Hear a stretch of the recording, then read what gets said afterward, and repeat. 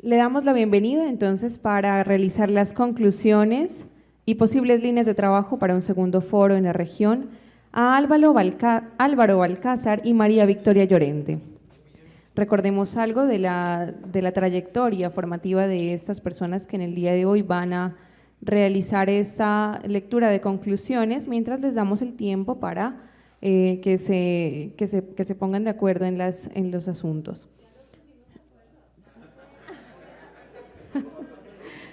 Perfecto, entonces procederé a pasarles el micrófono por acá.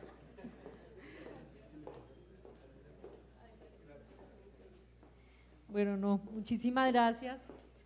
No, ya es que estábamos de acuerdo porque es que nos toca a una hora difícil, todos se quieren ir, quieren almorzar, tienen hambre, yo tengo hambre, entonces… pues con Álvaro nos pusimos ya de acuerdo en cómo queríamos hacer estas conclusiones. Básicamente nosotros sacamos 6 puntos, entonces son como 6 horas que vamos a hablar, mentiras. Son 6 puntos que queremos verdaderamente destacar de este evento, y lo que vamos a hacer es como ir enumerando. Digo cuáles son los 6 puntos y arrancamos, o vamos tema por tema.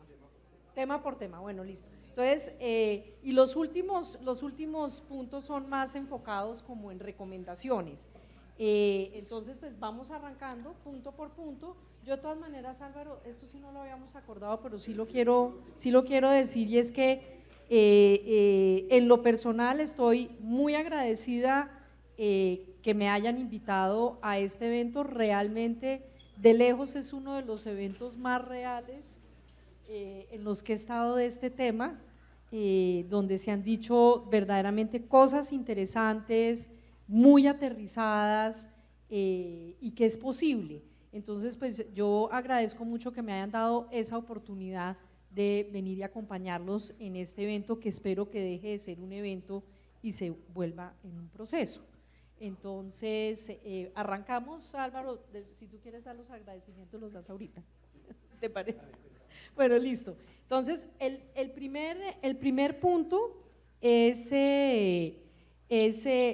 esta lógica de, digamos, de que el mayor obstáculo que se ha tenido frente a, para enfrentar este problema, y que ha impulsado también todo este problema de los cultivos de uso ilícito, ha sido la imposición, y sobre todo imposición desde el contexto internacional, de una lógica de combatir la oferta. O sea, todo está enfocado en combatir la oferta.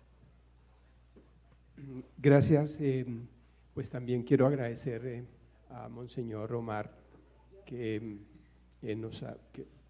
me haya invitado, nos haya invitado a este evento. Yo también siento que hoy hemos aprendido muchísimo, hemos escuchado una parte de la diversidad de enfoques y de aproximaciones al tema, pero una parte que me parece que juega un ritmo y un proceso más o menos estratégico si uno piensa en un proceso a largo plazo. Creo que hoy no se justificaba abrir demasiado las distintas perspectivas hasta llegar a contradicciones muy evidentes, sino eso hay que construirlo con paciencia estratégica. Hay que irlo haciendo y hay que ir llamando, en lo que decían ahora, llegar hasta los diálogos improbables. Y esto es un proceso que vamos a ir y que esperamos que ojalá siga avanzando en ese sentido. Y me siento muy, muy agradecido por la invitación a este evento, que te repito, he aprendido muchísimo. Y ahora paso a ver un poco el tema, y yo también comparto que uno de los problemas que tenemos como nación es estamos sujetos a unas reglas internacionales que nos limitan las opciones y las posibilidades dentro de las cuales nos podemos mover, y no nos limitan porque digan que es que nosotros podríamos tener la libertad de definir autónomamente y soberanamente que queremos, por ejemplo, una opción distinta de la que plantea el régimen internacional sobre las drogas, porque eso, primero, pues obviamente tiene consecuencias, pero segundo, también es un problema de realismo. O sea, nosotros tenemos un problema de producción que excede en mucho lo que pudiera ser un consumo, y nosotros, si solo tuviéramos un problema de producción que se equilibrara con el consumo local, tendríamos muchos más márgenes de maniobra para poder definir soberanamente lo que queremos y cómo queremos mantener el tema de las drogas. Desafortunadamente, la gran parte de la producción, pudiéramos llamar, es excedentaria sobre los niveles de consumo local. Y esa otra parte nos vuelve un problema terrible, porque si nosotros, por ejemplo, soberanamente queremos convivir, digamos así, pues ahí hay unas preguntas que tenemos que hacernos, y es, ¿y qué va a pasar con esa excedente de producción? ¿Se va a limitar la criminalidad? No lo creo, porque de todas maneras habrá un negocio ilegal de exportación y tendrá raíces aquí donde tendría un poco más, digamos, una especie de área o de zona de protección, zona de confort que habría. ¿Y qué haría con eso y qué implicaciones tendría? Esas son solo preguntas que me parece que en un diálogo hacia el futuro vamos a tener que respondernos, porque nosotros no estamos solos en este mundo. Somos un país y nuestra desgracia es que producimos mucho en exceso sobre lo que se necesita, y luego pudiéramos decir que podemos desarrollar usos, otros usos. Creo que es muy importante que lo hagamos, pero esos desarrollos de otros usos industriales, medicinales, tienen un límite frente al nivel de la producción que tiene Colombia, de manera de que nosotros sí tenemos que pensarnos en cómo en ese marco de restricciones internacionales encontramos el manejo del problema de los cultivos de uso ilícito, y creo que es una pregunta que luego que lo resolvamos esa nos lleva a los problemas de las economías ilegales en general, que lo planteó Ricardo de una manera clara, de cómo esto es el uso de las rentas ilegales del narcotráfico es una punta de lanza para un portafolio más complejo de rentas ilegales de los territorios. Bueno, listo.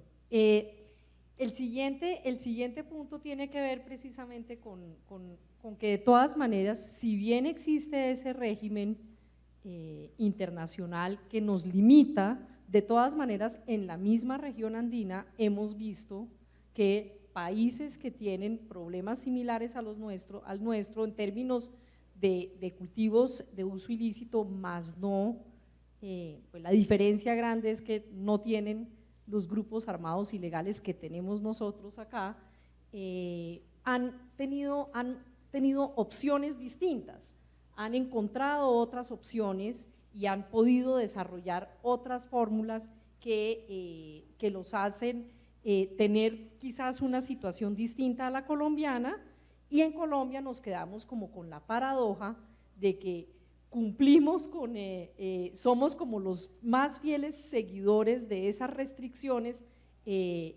internacionales, pero a la vez somos los que seguimos con el problema más grande, los mayores productores y en donde está pues el mayor excedente. Entonces están esas restricciones, pero nuestros países vecinos, nuestros vecinos han optado por manejarlo también de manera distinta, con políticas públicas distintas. No sé si quisieras añadir algo a eso. Solamente que ahí se nos pone otra restricción que mencionó Ricardo, y es la articulación de organizaciones armadas ilegales con el tema de la producción de cultivos. O sea, ahí tenemos otra restricción, eso no lo tiene Bolivia, eso no está en otros países productores de drogas peligrosas, digamos, ¿sí?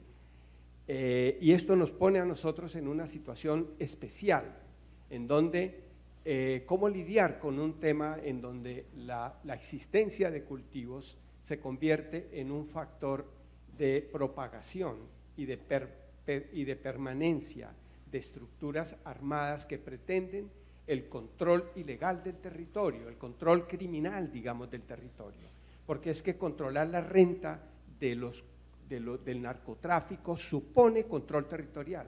Si no hay control territorial, no pueden tomar el control de las rentas de manera ilegal. Entonces, va uno con otro y eso nos plantea realmente un problema que debemos empezar a estudiar, a analizar. Creo que aquí hoy surgieron unas ideas.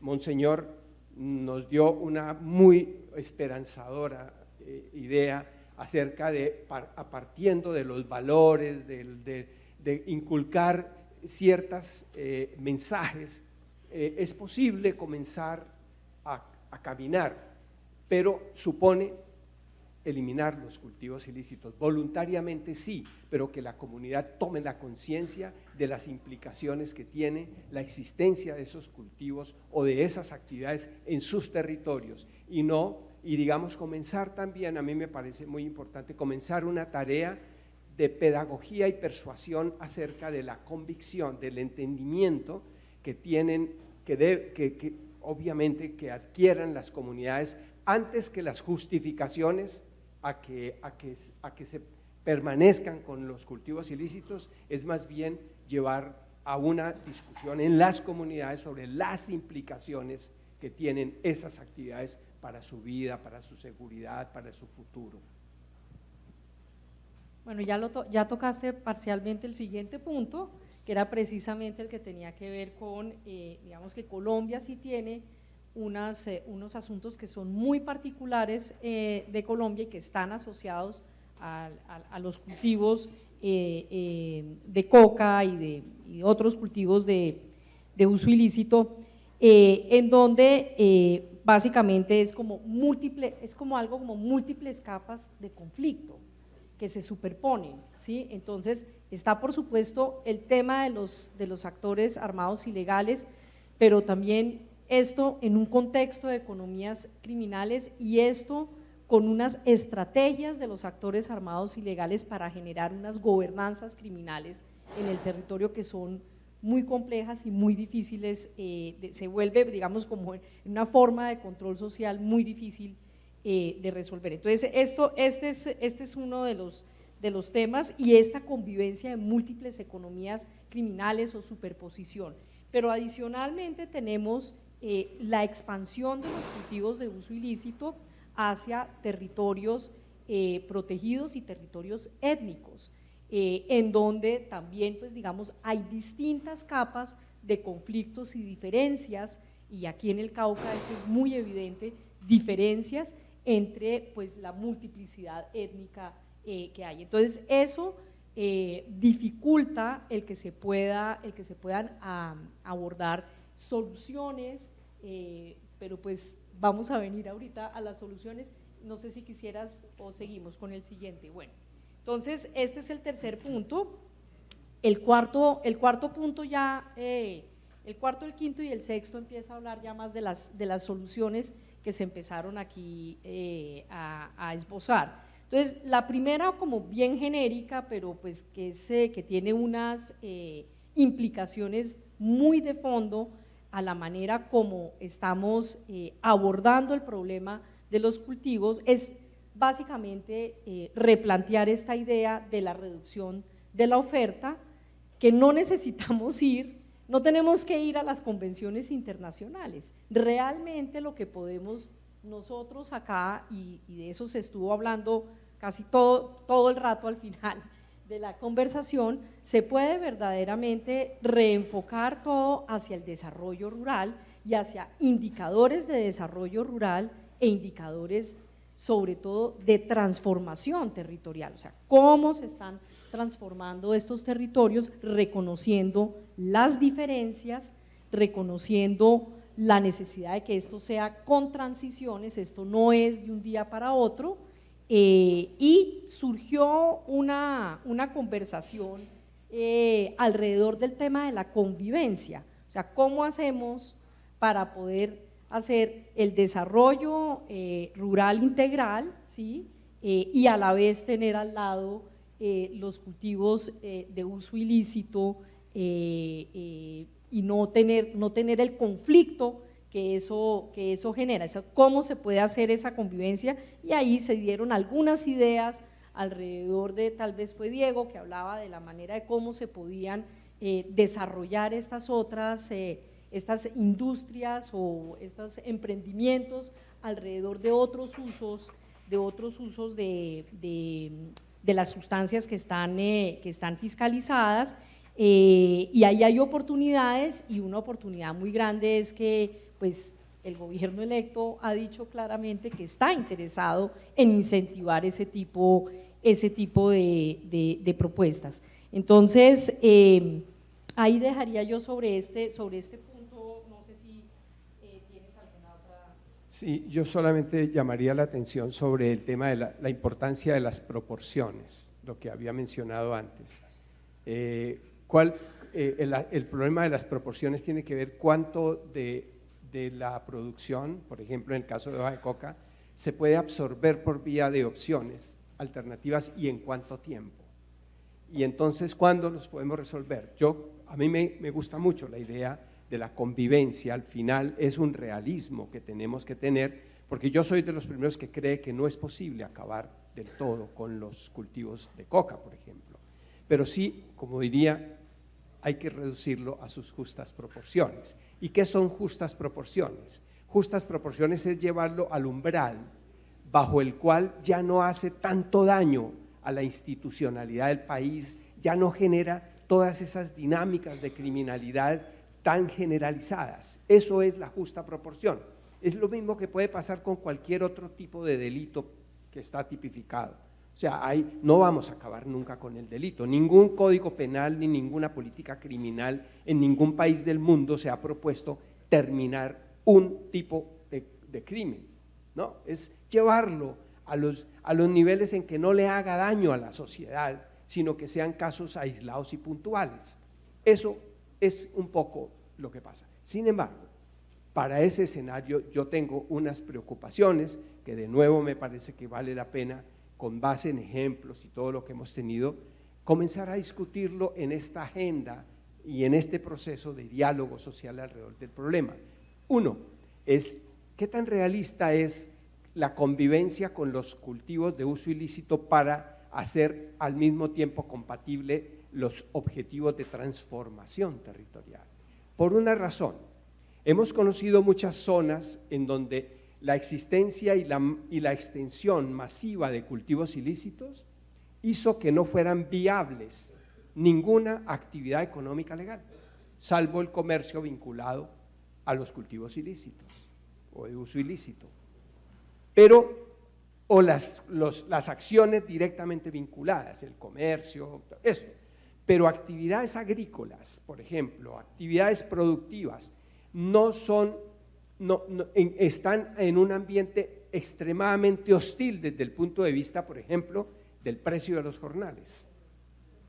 O sea, un cultivador de un producto legal, agrícola, no tiene cómo competir para pagar los jornales que se llevan. Entonces, eso produce una especie de lo que en economía llamamos enfermedad holandesa. Cuando hay un bien que sobresale y tiene tanta rentabilidad global, entonces los demás no pueden pagar, no pueden competir con ese producto y simplemente desaparecen como opciones, y por eso la enfermedad holandesa simplifica las economías. Yo la noté mucho en Putumayo en los años 2001 a 2003, no había nada. En Macarena, ahí cerquitita de Vistahermosa, toda la gente de Piñalito, por ejemplo, llevaba la yuca, el plátano, todo, absolutamente todo a las fincas, a sus fincas. No había nada, es que no había manera de poder producir nada de eso. ¿Sí? Bueno, esa es una reflexión que me hago de que cuando uno habla de la convivencia, hasta dónde la convivencia se puede convertir en un obstáculo, y ni hablar de las reacciones por intereses de los grupos armados que se oponen a que haya una política que reduzca la oferta. Hay oportunidades que se presentan bien. Yo creo que en este momento, por ejemplo en Catatumbo, hay por un desajuste de las estructuras de comercialización, se está presentando una oportunidad para que la gente se salga. Eso es una ventana de oportunidad, pero si no se sale pronto, en 6 meses se han recompuesto todas las cadenas de comercialización y otra vez vuelve a comprarse la coca que hoy nadie está, hoy muy poquita compra de coca hay y está generando esa opción. Pero son ventanas de oportunidad que hay que aprovechar como reacciones para estos procesos de transformación, que uno pueda incluso jugar con lo que llamaríamos la convivencia. A mí me parece muy importante lo que dices, Álvaro, porque digamos que si la dosis de realismo es fundamental y sobre todo entender que creo que es algo que nunca hemos entendido suficientemente, es esto como un mercado y cómo funciona ese mercado y cómo está conectado con el resto de la economía local. Y eso hay que entenderlo y buscar esas ventanas de oportunidad. Varias veces me has comentado de ventanas de oportunidad que hemos perdido en el país, porque son además de todo súper corticas. Entonces, pero de todas maneras, pues esto sí, y lo dijo tal vez Ricardo, muy importante como mirarlo en el largo plazo. Digamos, esto no es algo que vamos a solucionar de inmediato, y que requiere, digamos, visiones de largo plazo, pero creo que Álvaro nos pone sobre el tapete la idea de que esto es, además de todo, que hay que estar chequeando permanentemente cuáles son las ventanas de oportunidad del mercado y cómo funciona esto. Entonces me parece esto muy importante.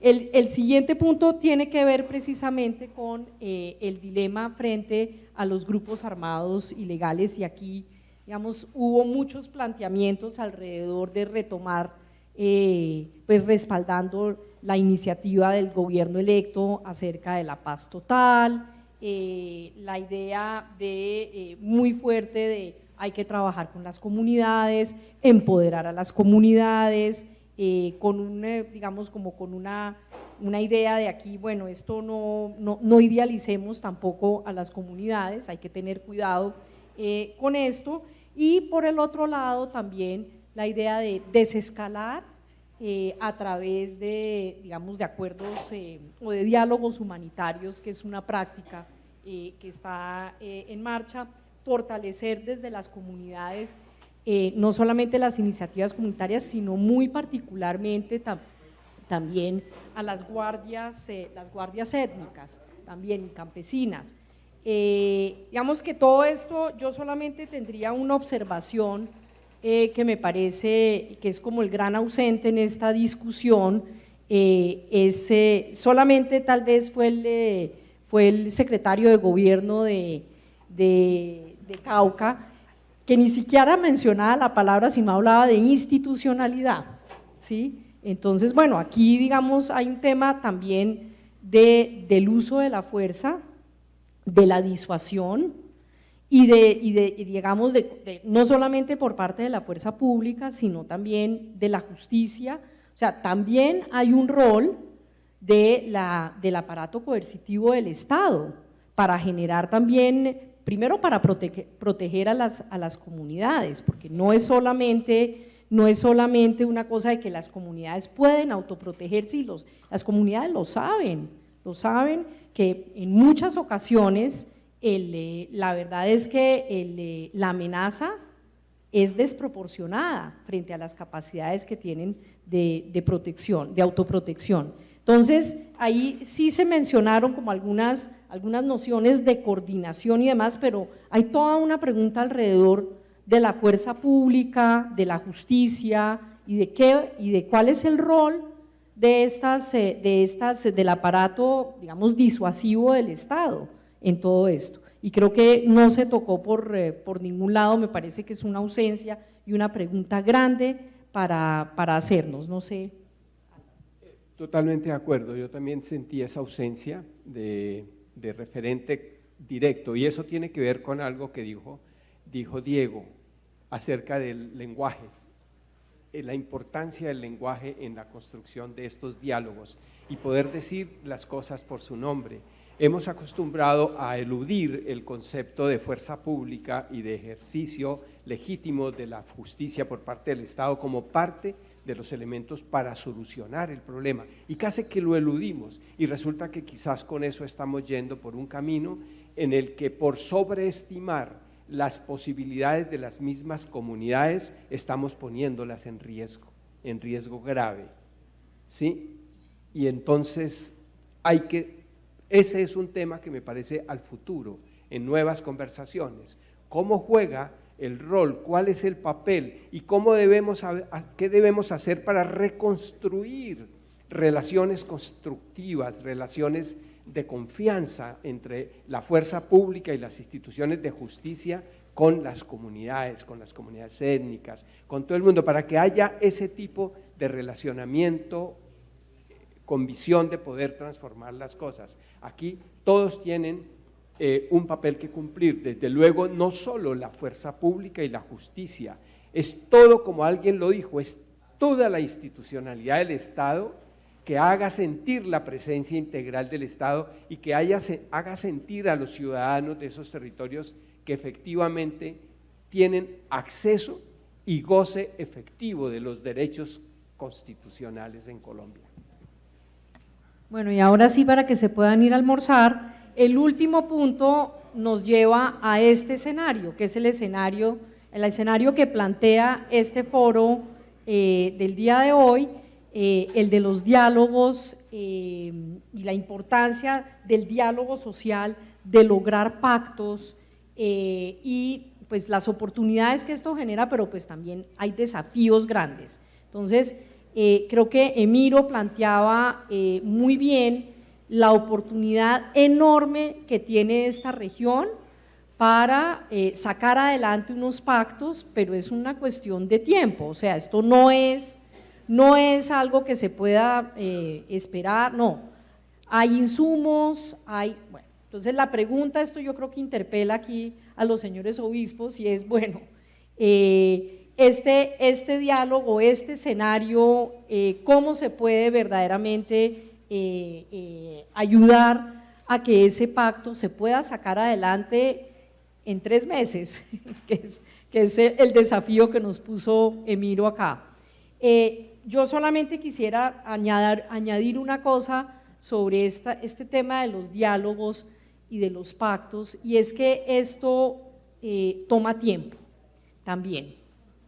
Es cierto que existen insumos, es cierto que existen procesos que están ahí, que hay que aprovechar las oportunidades, pero pues el diálogo requiere, digamos, cuando es proceso, requiere tiempo y método para que de estos diálogos surjan verdaderamente acciones o surjan acuerdos o surja lo que se quiere que se surja de acá. Creo que este era un primer avance para discutir, para poner el tema sobre el tapete y demás, pero de aquí en adelante creo que el desafío que queda grande es, bueno, esto cómo lo podemos aterrizar, y quizás la temporalidad que escuché que les tenían a esto de nos volvemos a ver dentro de un año.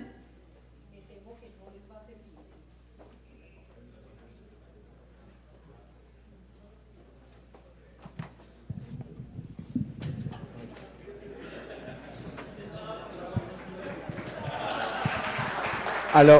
Sí, yo también estoy de acuerdo y quisiera empezar con esto del tiempo, y el tiempo importa mucho. O sea, creo que hay que hacerlo, digamos, este proceso de diálogo para llegar o ir llegando a puertos. Creo que decía María Victoria decía, hay que ponerle también método y ritmo. Y luego saber que tiene uno que ir llegando a puertos y cuáles son esos puertos. Por ejemplo, qué temas y cuándo cuál es la secuencia de los temas, porque una mala selección de secuencia temática puede arruinar el proceso. Si discutimos primero lo que no debíamos discutir de primero, me gusta mucho este espacio, un poco más, siento aquí mucha más, digamos así, como compatibilidad, como comunión de ideas básicas, lo fundamental. Eso está bien para empezar a crear un ambiente de convocatoria que luego tendrá que empezar a abrirse y empezar a abrirse a nuevos temas, porque es que aquí en el Cauca el problema no es solo los cultivos ilícitos, el problema no es solamente el problema de las organizaciones armadas ilegales, el problema también son los conflictos de otra naturaleza por la tierra, los que enfrentan con el sector empresarial, los campesinos, indígenas. O sea, todo esto crea un clima que tiene consecuencias en el desarrollo y en el que se logren avances en consenso y que sean fruto de un diálogo entre todas las partes. Por eso sí me parece muy importante, yo creo que una visión de un diálogo pensado con paciencia, no apresuramiento, es la primera cosa, paciencia, pero hay que ponerle ritmo, y ritmo entonces implica hacer un trabajo de qué discutimos dentro de los próximos 3 meses, por ejemplo, qué hay que hablar, y no solamente qué hay que hablar, sino con quiénes hay que hablar, a quiénes hay que involucrar, e ir diversificando y exponiéndose a que estemos en desacuerdo, a que lleguen los desacuerdos para poderlos tramitar, porque hay un momento en que no hablamos sino los que estamos de acuerdo y ya se esteriliza el diálogo, se hace completamente estéril. Hay que empezar a introducir los que no están de acuerdo, que tienen una visión distinta, y hay que atreverse a involucrarlos y a meterlos, y esto se va enriqueciendo. A veces nos podrá producir un poco de molestia el desacuerdo, pero eso es lo que produce los consensos y los acuerdos fructíferos. Muchísimas gracias, yo no sé si, muy amables.